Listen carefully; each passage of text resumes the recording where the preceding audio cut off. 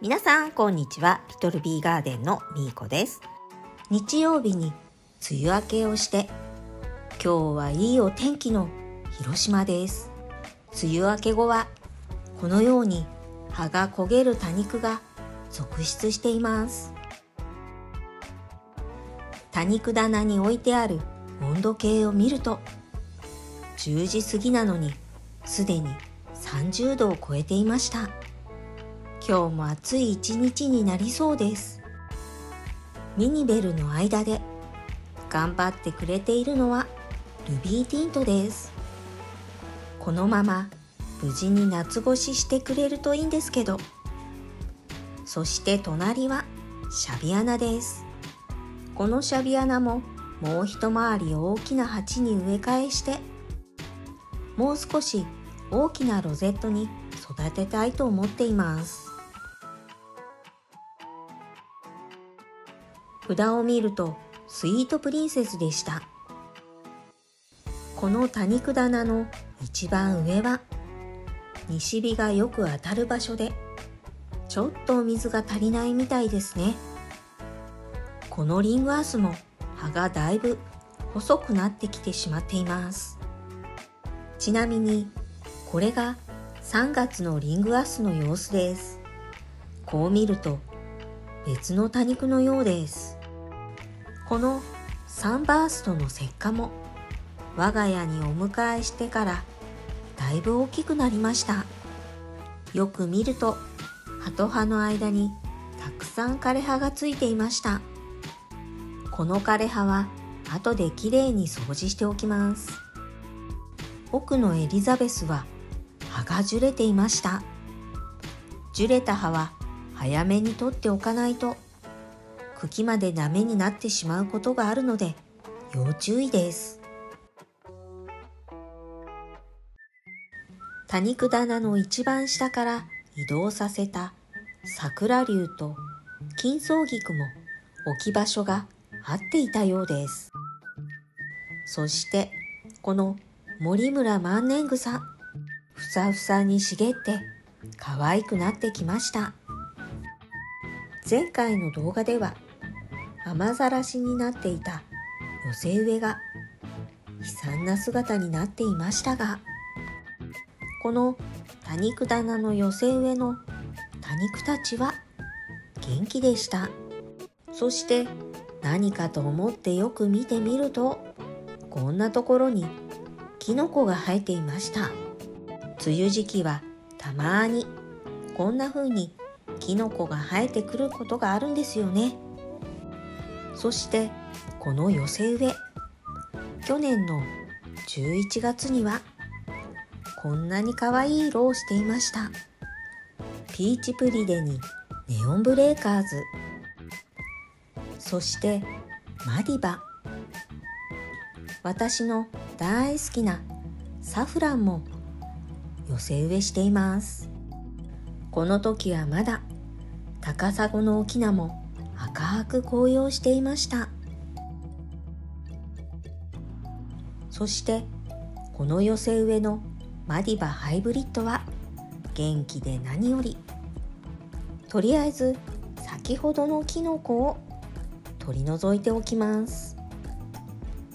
手で触らないようにピンセットでつまんで取り除きました。皆さんのお家の多肉ちゃんにもこんなキノコは生えていませんか？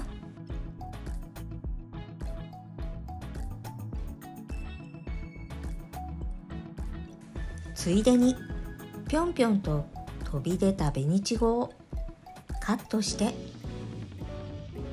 そして徒長してしまっているこのピーチブリデもカットしておくことにしました。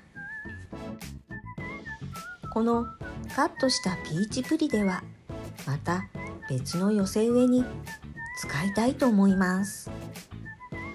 少し下葉を外して葉差しもしておこうかな。ピーチプリデの次は紅ちごをカットしていきます。今カットしている紅ちごもかなり徒長していました。枯れ葉を見つけたら取り除いておきます。これからは群れとの戦い。少しでも風通しを良くしておきます。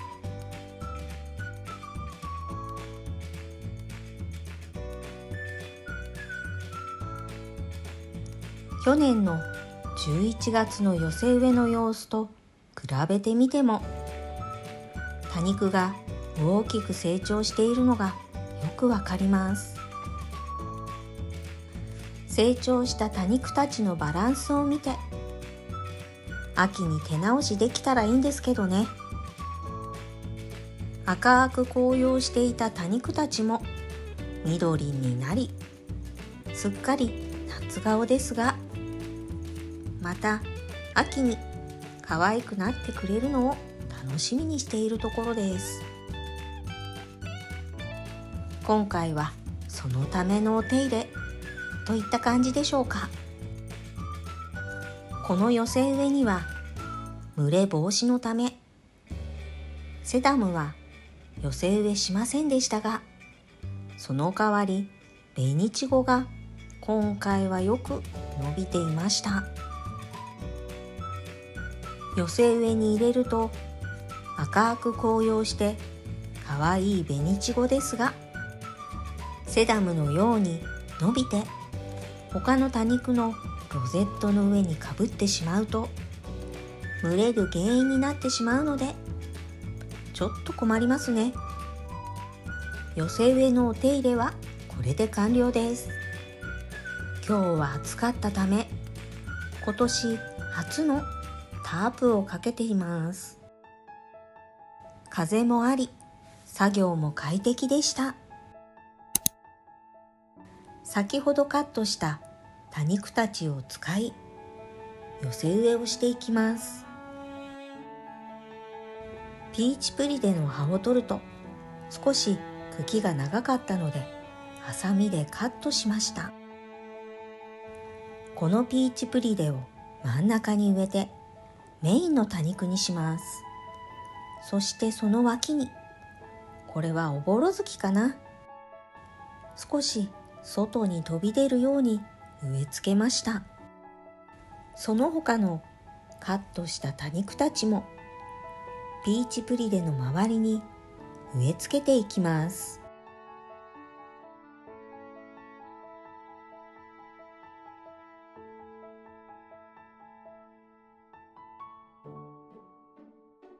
徒長して葉と葉の間の茎は長く伸びてしまっているこの紅いちごは少し深めに土に挿していきます。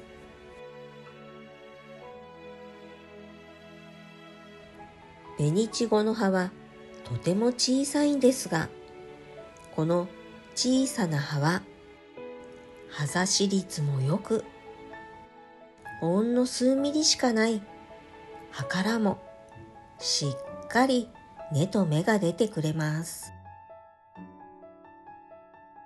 隣の鉢に紅いちごの葉が落ちて、そこで勝手に大きく育っていたなんていうことはよくあります。ここで作業台の上のブロウメ穴が目に入ったのでカットして一緒に植え付けています。このブロウメ穴は暑さに強い多肉なので、この時期は青々としてとても元気です。寄せ植えした多肉のバランスを見ようと鉢を回してみたところ、あることに気づいてしまいました。こっちの向きが正解でしたね。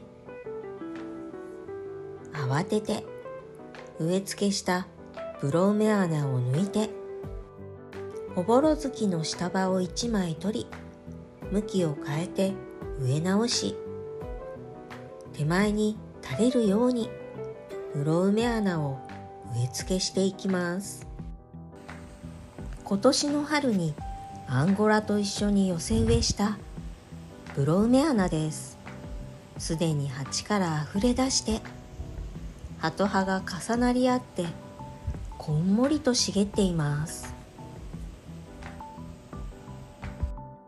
はい、ということで今日の動画はドーナツ型のハンギングの寄せ植えにキノコが生えているのを見つけて取り除き、徒長した紅いちごやピーチプリレをカットしたり、枯れ葉を取ったりお手入れをして、カットした多肉たちで寄せ植えをしていきました。